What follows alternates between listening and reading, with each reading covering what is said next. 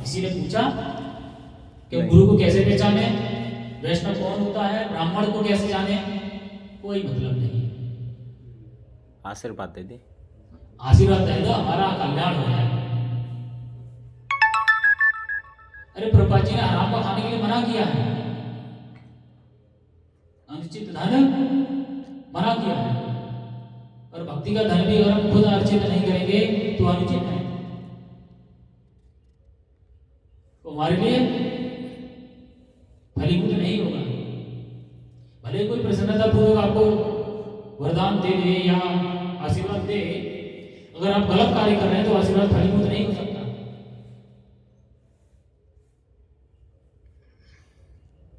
अर्जुन महाराज योग्य थे, इसीलिए उनको विजय का आशीर्वाद दिया जाता था। द्रोणाचार्य ने भी उनको विजय का आशीर्वाद दिया, भीष्म पितामह ने भी उनको विजय का आशीर्वाद दिया। क्यों दिया? क्योंकि वो योग्य थे, हर तरह से धर्मात्मा थे, ज्ञान धारण किया था, उचित अनुचित का बोध था, सब कुछ। हम गुरु के पैरों में लौटते रहें और गुरु का पार ना करें तो क्या अर्थ है? गुरु और वैष्णव में ज्यादा अंतर नहीं होता है। वैष्णव ही आगे चलकर गुरु बनता है, क्योंकि धीरे धीरे जब उसके बारे में जानते हैं, आपस में आदान प्रदान करते हैं, जब संबंध प्रगाढ़ होते हैं, तभी हम उसको गुरु के रूप में धारण करते हैं। डायरेक्ट हम किसी को गुरु धारण नहीं कर सकते, और नहीं करना चाहिए। अगर कोई करता है तो गलत है, उसको बारे में आपको निरंतर जानकारी जुटाते रहना चाहिए। सामने वाला जो बात कह रहा है तो उस पर कितना खराब कर रहा है। दूसरों को तो कह रहा है भजन करना चाहिए, भजन करना चाहिए। खुद कभी भजन करते दिखाई दिया है? कभी माला हाथ में लिए भी दिखाई दिया है? कभी देखा है? अरे कभी तो ऐसा अवसर आएगा ना कि वो हाथ में माला लिए जप कर रहा है। ऐसे ही थोड़ा ना कि कह दिया बस जप करना है और खुद कर नहीं रहे।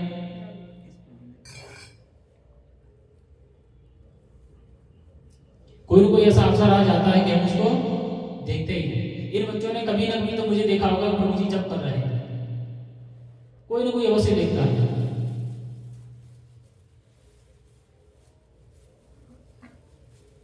तो ऐसा नहीं है किसी को भी गुरु बना लिया बिना जाने, जानना चाहिए। मैं देखता हूँ बहुत सारे, हम अयोध्या गए थे, हमारे सहेली ने बताया, हमारे मित्र ने बताया, हमने उनसे दीक्षा ले लिया। क्या तरीका ही है?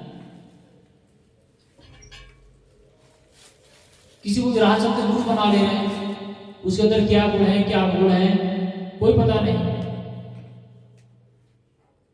अरे अयोध्या में सारे साधु रहते हैं क्या?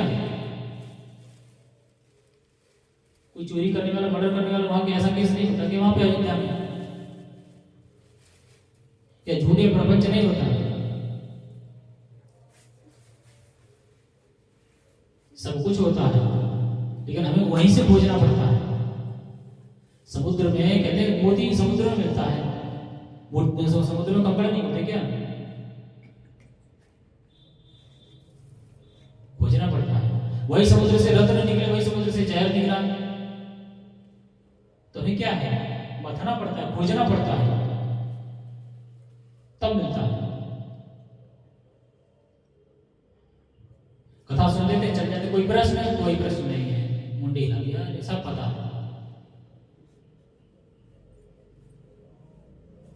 मैं कहा रहा था, किसी न किसी से पूछूंगा आप लोगों से, आप लोग सुन के चले जाते हैं, कोई ध्यान नहीं देते। हमारा काम बताना है, फिर आप जाने, आपकी इच्छा है। हमारा काम है अवेयर करना, हमारा काम है सामने करता है, आगे जाओगे गिर जाओगे, देख के जाओगे। आप नहीं देख रहे, आपको गिरना है तो जाइए गिरिए। लोगों को झूठ और प्रपंच बहुत पसंद आता है, सत्य कड़वा लगता है। जैसे औषधि कड़वी होती, कोई नहीं खाना चाहता है।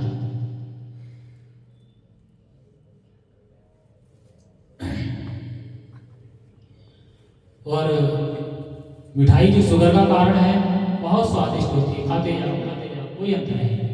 डेली खाओ, सुबह शाम खाओ, दिन में 10 बार खाओ। दवाई एक बार खाने में उल्टी आ रही है, क्यों? वो हितकारी है हमारे लिए, हमारी हितैषी है। जो हितैषी होता है वो कड़वा ही होता है, वो मीठा नहीं हो सकता। इसलिए चटकार प्रिय होते हैं। तो जो आपका भला चाहेगा वो आपको समझाएगा, आपको डांटेगा नहीं। और जिसको आपसे केवल काम निकालना है, वो तो दीदी बहनी भैया ऐसा करके अपना काम निकालेगा, चला जाएगा, तुम जाओ तुम्हारा काम जाने। जो तुमसे प्रेम करेगा, तुम्हारे बारे में कुछ सोचेगा, वही तुम्हें डांटेगा। गुरु अगर अपने शिष्य से प्रेम करेगा तो उसको डांटेगा, हाँ जब क्यों नहीं हो रहा है, साधना कैसे चल रही है, तो कुछ जवाब नहीं, निकम्मा हो गया, मुझे शकल मत दिखाना है, मुझे भाग यहाँ से। तो ये काम एक जो आपका हितैषी है, जो आपका लाभ चाहता है, वही करेगा। और नहीं तो आए मंदिर में गुरु जी को गोड़ धर लिया और लाल